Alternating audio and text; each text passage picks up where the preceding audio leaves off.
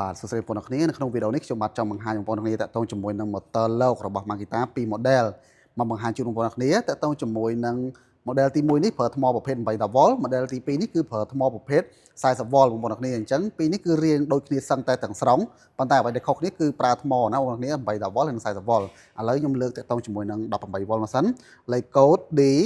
OT50 បាទគឺជាលេខកូដរបស់ motor នេះផ្ទាល់បាទជា motor ដែលយើងអាចប្រើប្រាស់ក្នុងការលោកបាទនេះលោកផ្លែ6លីបងប្អូនគ្នាណាលោកផ្លែ6លីបាទហើយមួយនេះបាទលេខកូដ OT001G បាទចុចប៊ូតុងបើកមក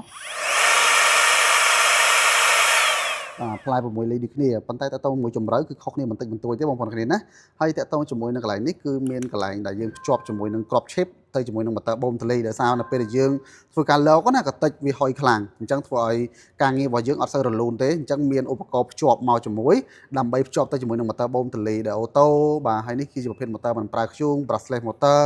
មានសេរីល្បឿន5លេខបងប្អូនគ្នាណាមានកន្លែងសេរីល្បឿន5លេខបាទសម្រាប់មួយនេះក៏ដូចគ្នាដែរគឺមានកន្លែងសេរីល្បឿនដូចគ្នានេះនៅកន្លែងនេះ5លេខដូចគ្នាបាទ5លេខជាប្រភេទ motor មិនប្រើធ្យូងដូចគ្នា